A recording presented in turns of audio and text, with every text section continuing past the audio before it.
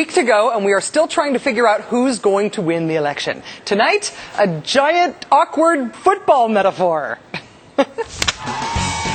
In the final week of the campaign, barring a very late October surprise, we know what the plays are in both campaigns' playbooks. Are you ready to send us to Washington to shake things up? I'll veto every single pork barrel bill that comes across my desk. John McCain's ridden shotgun as George Bush has driven our economy towards a cliff. And now he wants to take the wheel and step on the gas. It's not what plays are McCain and Obama going to make anymore. It's where are they on the playing field. Turns out they're fighting it out in North Carolina and Indiana. Republicans spending fresh money in Montana and West Virginia. Montana and West Virginia? Does Obama have the ball on the McCain 20-yard line? The governor of midfield, Ed Rendell, joins us from Pennsylvania to talk territory with just 7 days left. The divide between the John McCain camp and the Sarah Palin camp inside the Republican ticket grows even wider as one of his advisors calls Palin a, quote, whack job, end quote. McCain tries to spin it all away. When two mavericks join up, we don't agree on everything, but that's a lot of fun.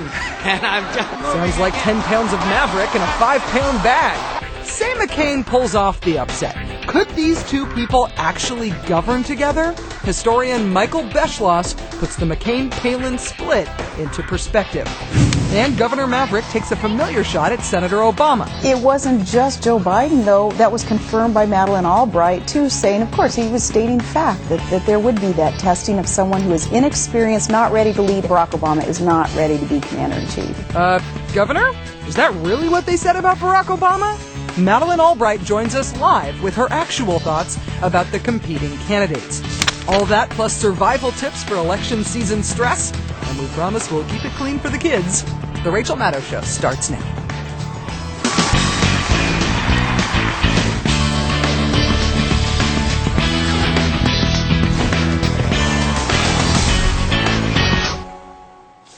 After 21 months of campaigning, we're down to 1 week left.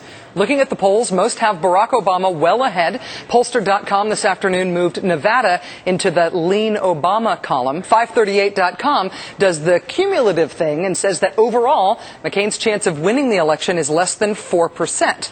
But polls and even combinations of polls don't ultimately tell the tale. They're sort of like football statistics. Yards gained, penalties, time of possession. They're interesting, they're fun to talk about, but only the final score counts. And predictive and fun as they may be, the stats don't always match the score. Another way to talk about this contest is to analyze the plays that each team makes day to day. Barack Obama, for example, was in Harrisonburg, Virginia tonight on day 2 of his closing argument tour. In 1 week, we can choose hope over fear, unity over division, change over the status quo. In 1 week, we can come together as one nation and one people and choose our better history. After 21 months of a campaign that's taken us from the rocky coasts of Maine to the sunshine of California, we are 1 week away from bringing change to America. 1 week. Barack Obama in Virginia. John McCain was in Fayetteville, North Carolina today, making his closing play. We can't spend the next 4 years, as we have just spent much of the last 8, hoping for our luck to change at home and abroad. We have to act. We need a new direction, and we have to fight for it. And I am convinced that 7 days from now, we will win in North Carolina, and we will win. I love the speeches, honestly. I love any political speech. But analyzing the rhetoric isn't really a good way to figure out who's winning either. If you like Obama, his speeches make you think he's kicking butt. And if you're a McCain person, he sounds like a fighter. He's making a great case. So how to determine where they really stand this late in the game? Would you bear with me if I tried to use a football metaphor? Yes, I am going to use a football metaphor, not Keith Olbermann, paid football expert. Me. Thankfully, we have visual aids. Okay, here's the thing about football. It is a territorial game. You're trying to take your opponent's territory away and make it your own. You can usually tell who's winning a football game by where most of the game is being played. Right now, in our football campaign analogy, the Obama-McCain Bowl is being fought at about John McCain's 25-yard line. And that's very bad for John McCain. Here's what I mean. Each team, Republicans and Democrats, has territory, and it's divided, at least in the last two elections, at roughly 50-50. And like a football game, if you're playing offense in the other guy's territory, if you are near the other guy's goal line, you're winning.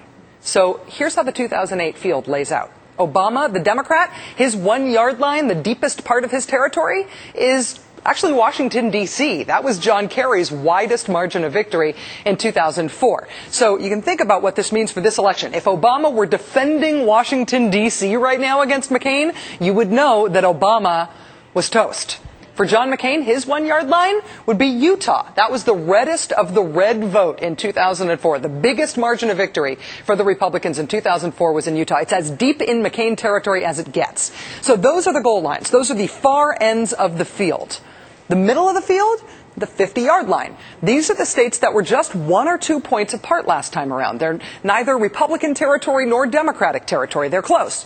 In 2004, these were New Hampshire, Pennsylvania, Wisconsin, Iowa, Ohio, and New Mexico. This is where the game is typically fought. Noses are bloodied, egos are shattered, injuries are sustained. And again, this time around, both sides are battling there at midfield. But this is the part that's important. Here's where it gets grim for John McCain's side. The rest of the big fights, they're happening all on McCain's half of the field. They're all in McCain territory. States that went Republican in 2004, some by a little and some by a lot. Right around John McCain's metaphorical 40-yard line, states like Florida, Missouri, Virginia. George Bush won all of those fairly handily 4 years ago. Now, you don't want to be fighting on your 40-yard line, but it gets worse, or better, depending on who you're rooting for. North Carolina and West Virginia, they were won even more handily by the Republicans in 2004. They are deeper in McCain territory. McCain is campaigning now in North Carolina, and the Republicans just bought airtime in West Virginia. Obama, in other words, is on the march way down the field into McCain territory. And it gets even worse than West Virginia for McCain. He's fighting for every vote in Indiana now. And now Montana, where we just learned that the Republicans are being forced to spend fresh money. Montana, a state won by George Bush in 2004 by 20 points. If you go by the margins of victory in the last presidential election, McCain defending Montana from Obama would be like Obama being forced to defend Massachusetts from McCain. The game is being played on John McCain's end of the field.